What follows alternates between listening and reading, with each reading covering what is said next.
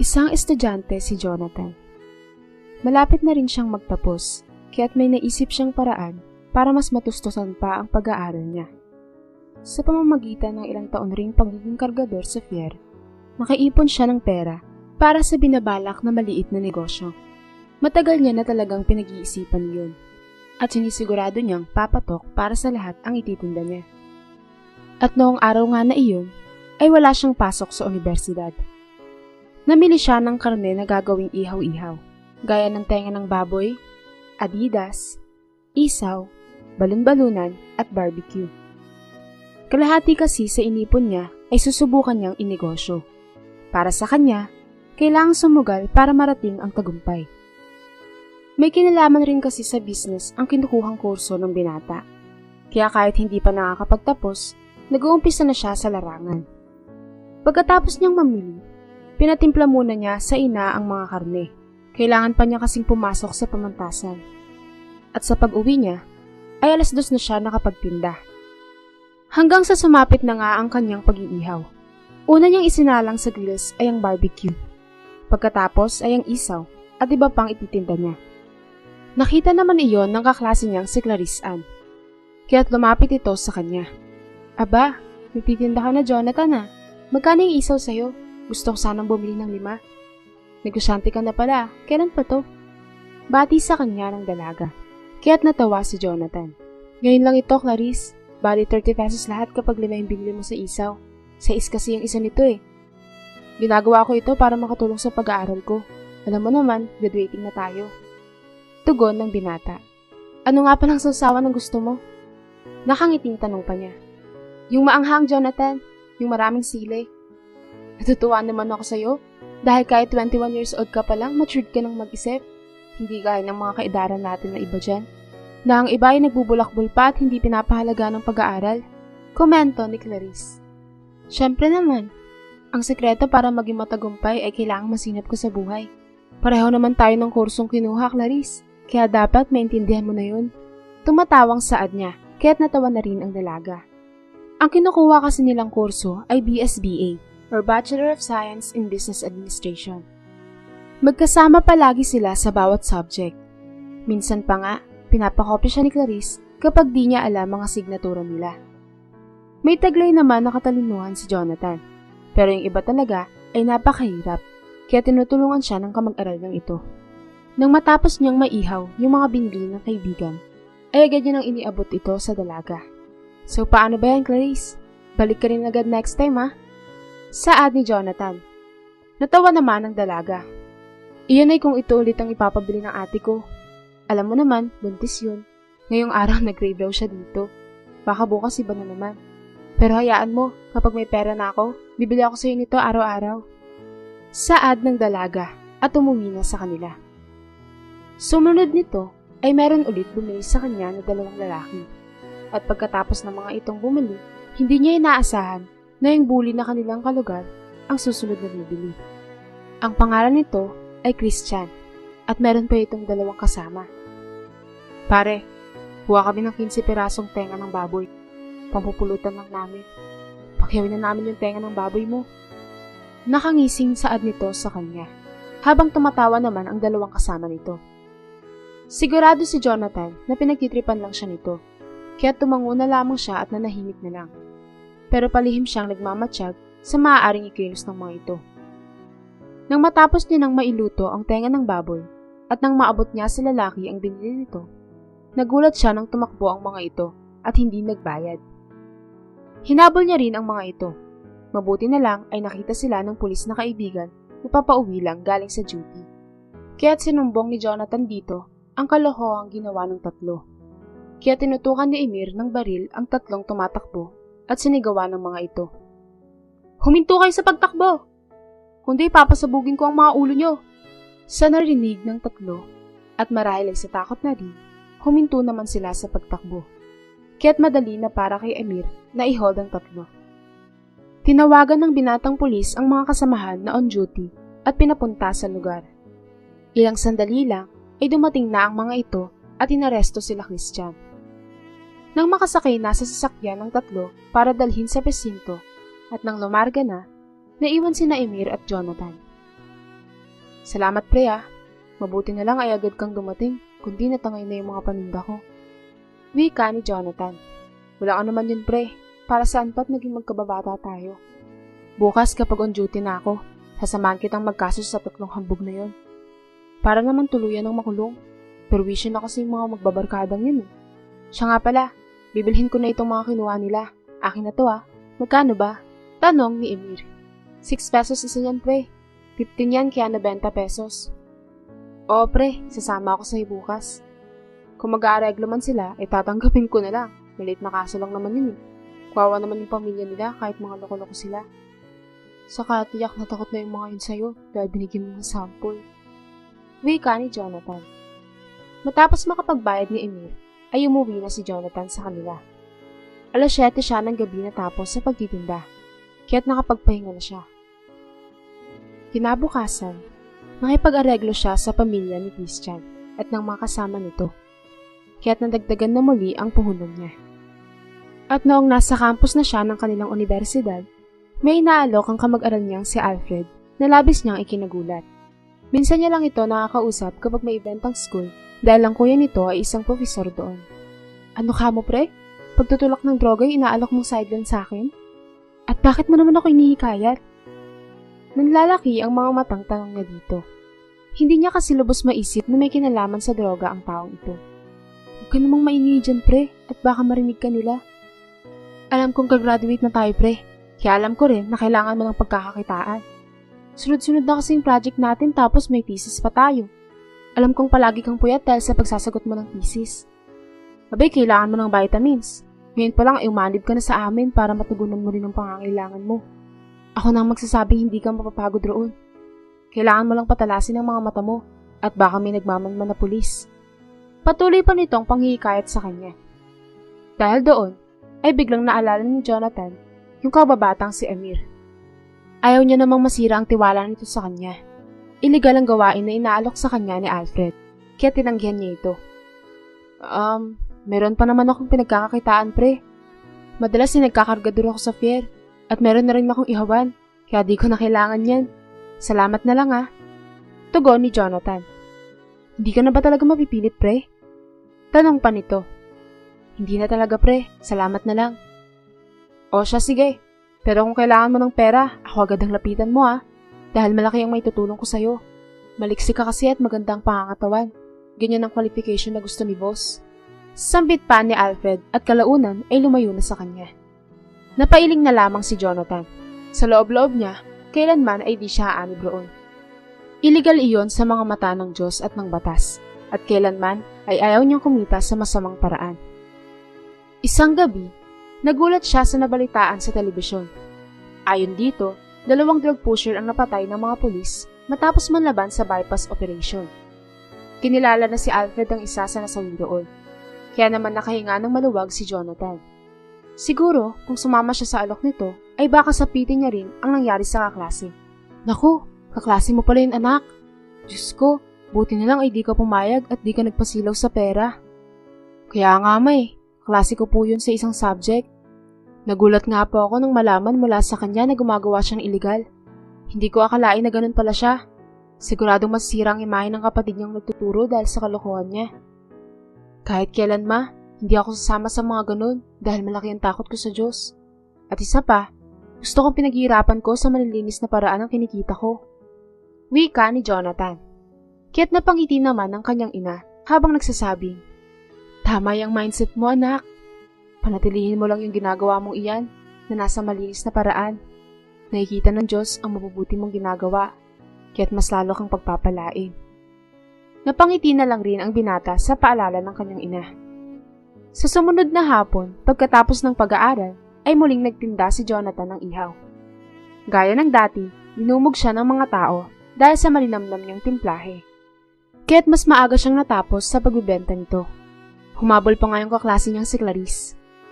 Ay, ubos na pala yung paninda mo, Jonathan. Bibili sana ako eh. Napahuli yata yung dating ko.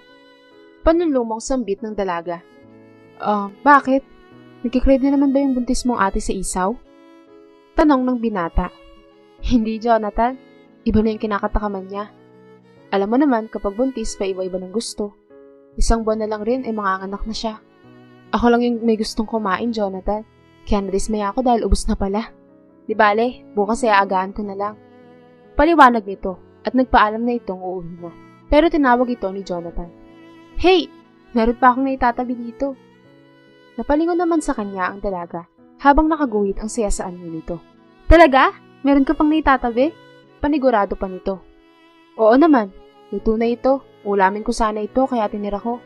Pero dahil magiging suki na yata kita, sa'yo na lang ito. Huwag mo nang bayaran ha.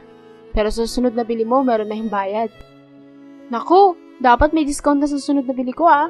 Dahil pinapakopya kita ng assignment. Hindi, joke lang. Nagustuhan ko yung timpla mo ng suka ah. Ilang linggo rin akong hindi kumain nito. Ako naman yung nag-crave sa isaw. Ako ang pumalit kay ate. O siya, masagaan ko na lang bukas yung pagbili ko para di ako maubusan. Tumatawang pahayag ni Clarice at sabay abot ng bigay ng binata. Natawa si Jonathan. Kahit wag mo nang agahan eh. Tatabihan na lang kita ng isaw. Basta tandaan mo ah, 7:00 sarado na ako. Sa sandaling iyon ay di pa muna pumasok sa bahay ang binata.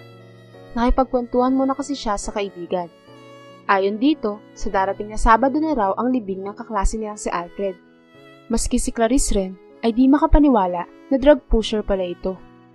Makaraan nito ay nagpaalam na sila sa isa't isa. Magsasagot pa kasi sila ng thesis. Si Jonathan ay hating gabi na kapag natatapos niya ito. Tapos dapat siyang magising ng maaga para gampanan ang pagiging kargador sa pier. Bago nga siya sumagot ng thesis sa kanyang kwarto, kinuha niya sa ilalim ng kama niya yung plastic container na ginawa niyang alkansya. Nasilayan niyang wala pa sa kalahati ang papel na pera. At lapat na lapat pa sa sahig ng alkansya. Kaya't ipinangako niya sa sariling masisipagan pa ang pagbubuhat ng bagahe ng mga pasahero sa daungan ng barko para mas dumami ang ipon niya. At upang madagdagan ang puhunan niya sa pagtitinda ng ihaw. Yung kinikita niya kasi sa ihawan niya ay yung iba ay nihulog niya sa alkansya. Yung puhunan lang yung nilalagay niya sa wallet. Samantala, yung kinikita sa pagiging kargador, 80% roon ay para sa pangangailangan nilang mag-ina. At yung natitirang porsyento naman ay nihuhulog niya sa malaking plastic container ng mineral water.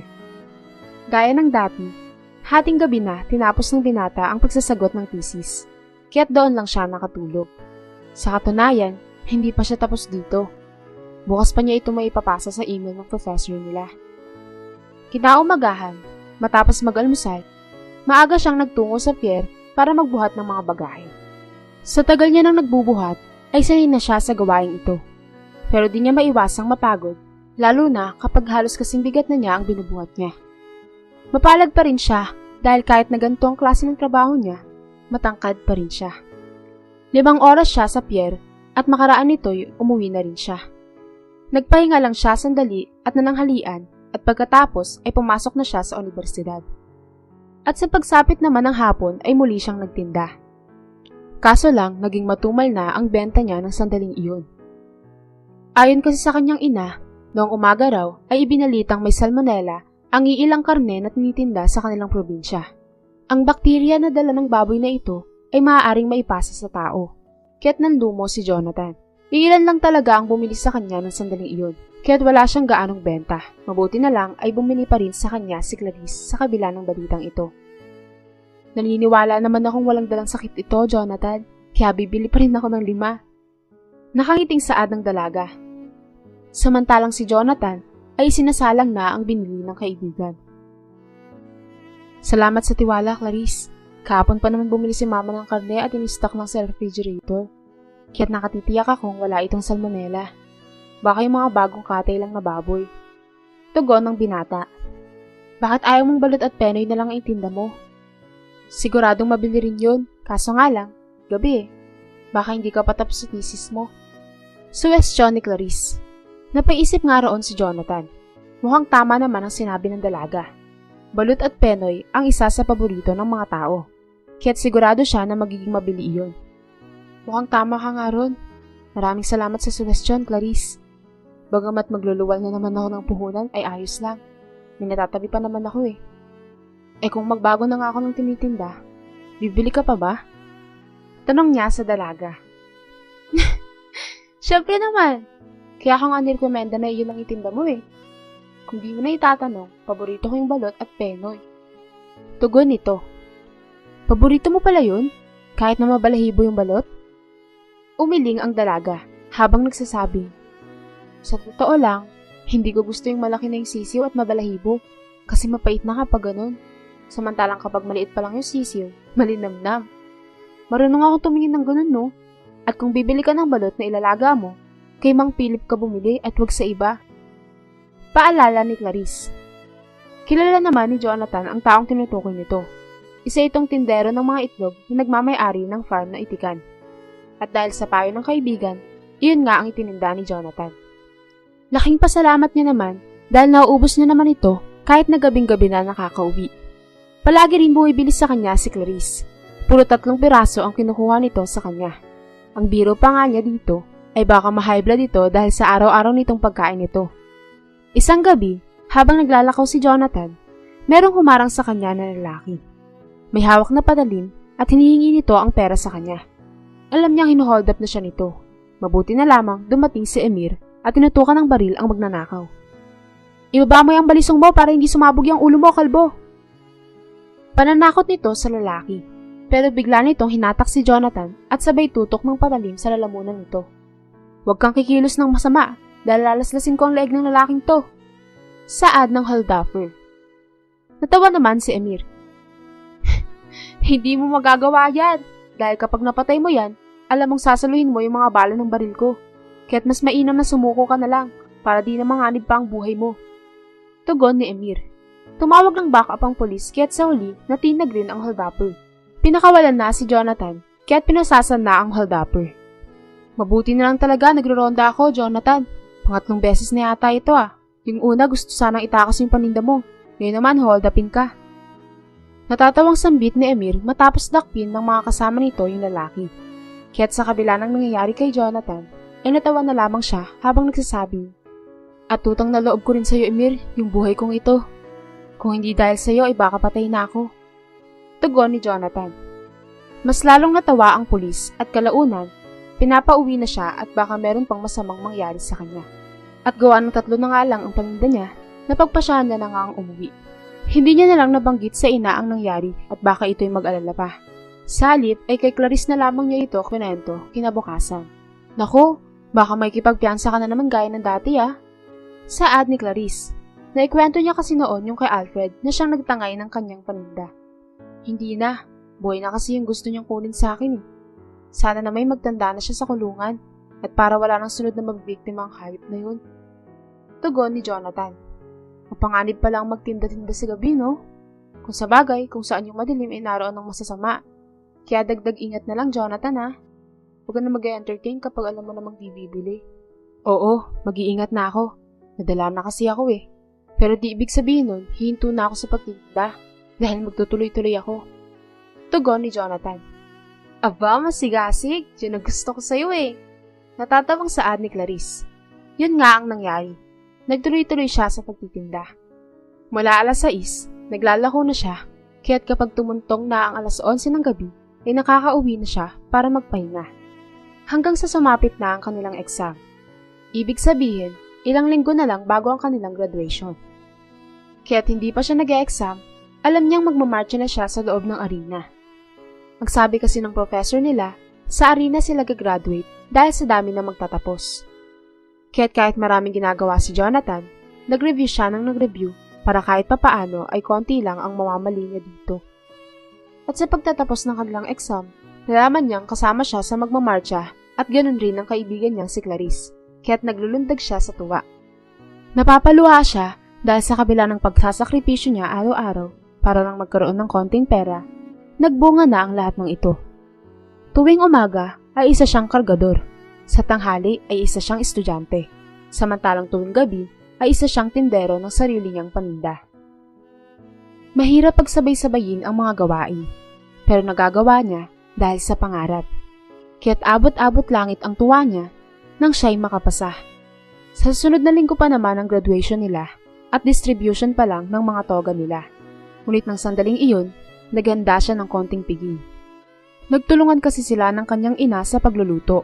Ginamit niya na ang perang naipon para lang may panghanda. Inimbitahan niya sina Clarice Ann, Emil, at ang mga iba pa niyang kakilala at kaklase. Ano pre, magtitinda ka pa ba? Ngayon graduate ka na? Usisa sa kanya ni Emil. Siyempre, kahit na may trabaho na ako, magnenegosyo pa rin ako. Pero hindi na yung naglalako ha. Si mama na lang tatao sa sari-sari stores namin kung sakali. Tugon ni Jonathan.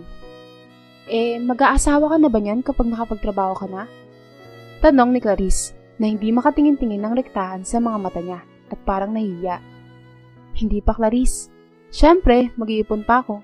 Pangarap ni mama na magkaroon ng maganda at komportableng bahay eh. Sa totoo lang, ngayon nang sumigla ng ganito si mama. Magmula kasi nang mamatay si papa, naging malulungkutin na siya. Kaya kaligayahan muna ni mama ang unahin ko bago ang sarili ko. At kung darating man ang pag-aasawa ko, yung matagal ko nang kilala yung babaeng papakasalan ko. Sabay titig ni Jonathan sa dalaga. Hanggang sa sumapit na nga ang graduation nila. Kaya tuwang-tuwa ang ina ni Jonathan habang siya'y nakikita nitong umakyat sa entablado. Subalit, makaraan ng ilang araw, hindi naging madali para kay Jonathan ang maghanap ng trabaho. Ilang kumpanya na ang ina-applyan niya, hindi pa rin siya matanggap-tanggap. Kaya't nung araw na yun, lulugo-lugo siya habang naglalakad pa uwi ng kanilang bahay. Hanggang sa may nakita si Jonathan na isang asong gala na nangihina at mukhang gutom na. Tamang-tama, may hamburger pa siya na natitira. Kaya't pinakain niya muna ang asong ito bago niya binuhat pa uwi sa kanila. Kulay puti ang aso na ito, medyo mabalahibo at maliit lamang. Mas malaki lang yata ito sa pusa. Sa palagay niya ay mukhang imported dito. Mukhang wala namang nag-aalaga, kaya't buong desisyon niya iuwi na lang talaga ito. At nang makita ito ni Aling Marina, nagtanong ito kung saan ito nakuha. Sa harapan ng salon, ma. Pet siya at marumi kaya't mukhang walang nag-aalaga. At mukhang wala rin nag-aabot ng pagkain kaya't kinuha ko na lang. Paliwanag ni Jonathan. Alam mo ba anak, na yung dating amo ko ay may alaga dati na ganyan? Maltese ang tawag dyan. At yung halaga niyan, kapag binili mo sa pet shop, 15,000. Kaya't ibig sabihin may kayang may-ari niyan. Pahayag ni Aling Marina. Makalipas ang ilang araw, inalagaan ni Jonathan ang aso na pinangalanan niyang Lucky. Nilinisan niya ito at pinataba at pinuno ng pagmamahal. Hanggang sa isang araw, may kumatok sa kanilang pintuan. Nagulat ang kanyang ina nang makita ang disenteng taong ito na nagmamay-ari ng magarang sasakyan na pampolitiko. Nasilayan rin ito ni Jonathan.